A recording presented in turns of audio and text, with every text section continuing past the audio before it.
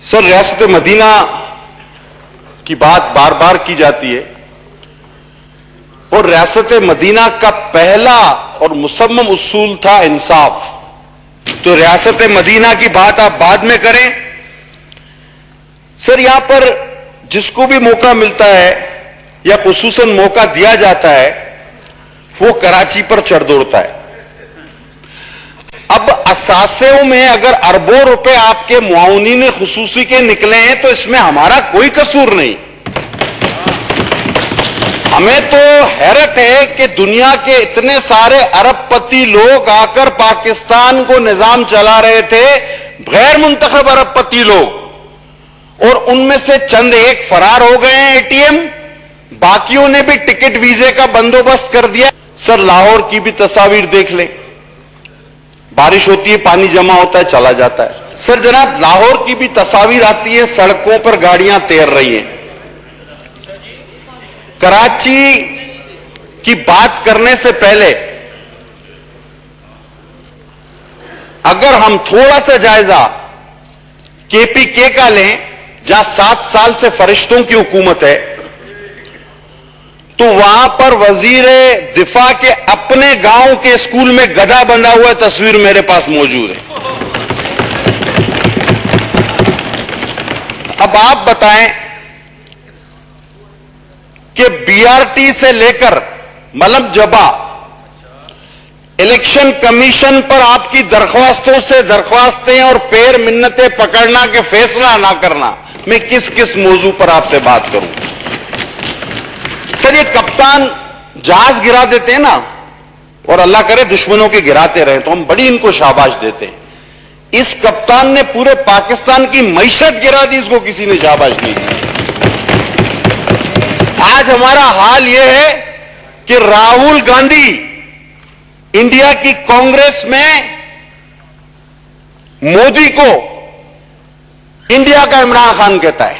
یہ سٹینڈرڈ بن گیا ہے ہمارا, یہ سمبل بن گیا ہے. یہ ریکارڈ کی باتیں آپ چیک کر لیں. سر حکومت نے ریکارڈ توڑ منصوبے بنائے. سر 100 نئی یونیورسٹیاں, 50 نئے اسپتال, 300 نئے ڈیم, اور ٹوٹل خرچہ 10 MB of internet. 10 MB of internet یہ اتنے چھوٹے سے خرچے میں بن گئے. اور جناب عالی ابھی جو ممبران بات کر رہے تھے, خدا کی قسم یہ کل تک کونسلر کا بھی الیکشن نہیں جیتتے تھے, اور مجھے پتا یہ جیتیں گے بھی نہیں آئندہ. کوئی ڈکن چور کے نام سے مشہور ہے کراچی میں, تو کوئی پانی بیچنے والے کے نام سے مشہور ہے. آئندہ بھی کوئی الیکشن نہیں جیت سکتے. یہ پہلے کہتے تھے کہ ہم غیر سیاسی لوگ ہیں, انہوں نے اپنے لوگوں, اپنے گرد لوگوں کو جمع کیا کہ جی ہم غیر سیاسی لوگ ہیں, اور اس کے بعد اچانک ان بچوں کو لے کر فکسڈ سے پی ٹی آئی میں چھلانگ لگا دی. یہ غیر سیاسی لوگ تھے, اور یہ ہر آدمی ان کے پیچھے ایک ہسٹری ہے, اور وہ ہسٹری ہے جو یہاں دہرائی نہیں جا سکتی. جس طرح اس ملک کے وزیر اعظم کی ہسٹری صرف کتابوں تک ہے, وہ یہاں دہرائی نہیں جا سکتی. بہت شکریہ جی, بہت شکریہ جناب علی. اور ایک اور بات سن لیں.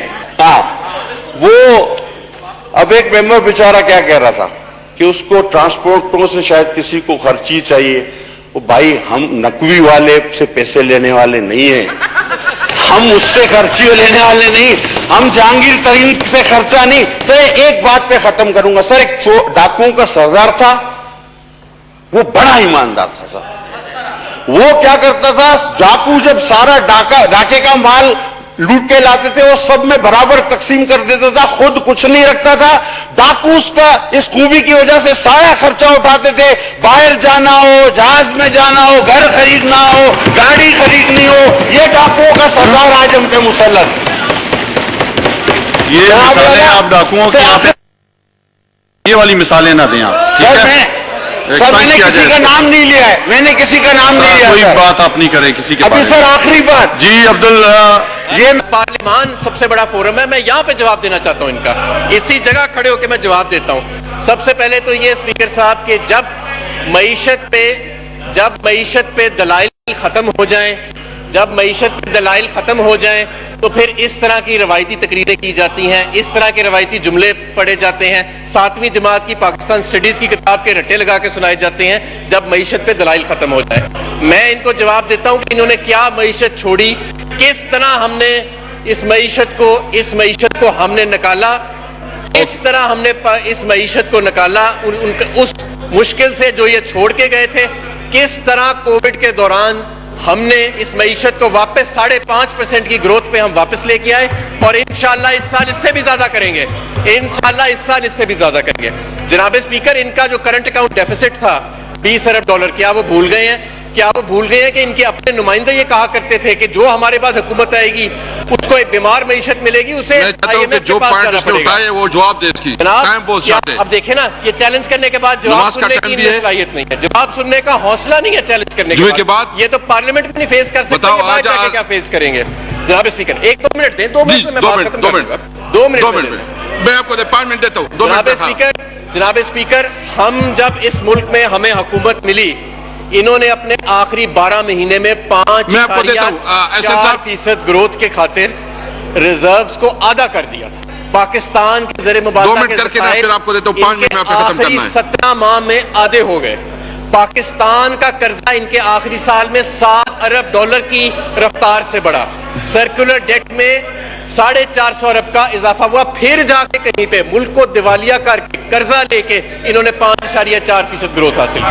आज हमारी 5.4% ग्रोथ जो है वो सिर्फ $2 अरब के करंट अकाउंट डेफिसिट पे है।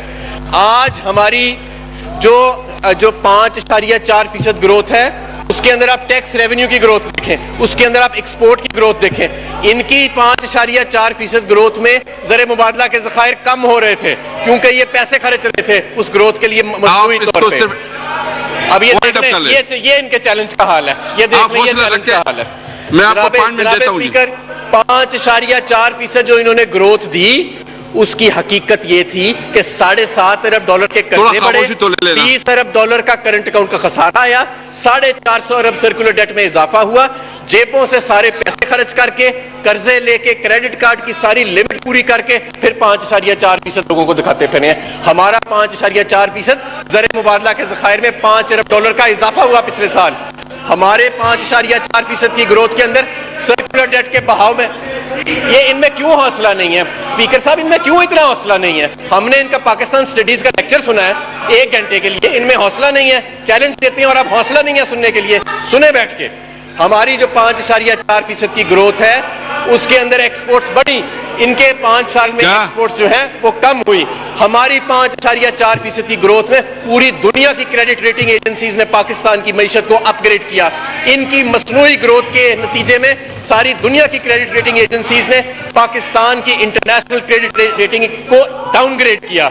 ये हकीकत थी इनकी 5.4% का जो धौंस इन्होंने दिखाया था, पूरे मुल्क को दिवालिया कर दिया उस 5.4% के खातिर। आज ब्लूमबर्ग ये कह रहा है कि ये जो पाकिस्तान ग्रोथ ट्रैजेक्टरी पे है ये हाई ग्रोथ ट्रैजेक्टरी पे रहेगा, हाई एम्प्लॉयमेंट लेवल पे रहेगा। आज द इकोनॉमिस्ट कह रहा है कि पाकिस्तान ने जिस तरह कोविड से डील किया है, टॉप 3 मुल्क दुनिया के जो हैं उसके अंदर ये शामिल है। आज ये मैं नहीं कह रहा, ये ब्लूमबर्ग कह रहा है, इकोनॉमिस्ट कह रहा है, ये वर्ल्ड बैंक की फिगर्स है।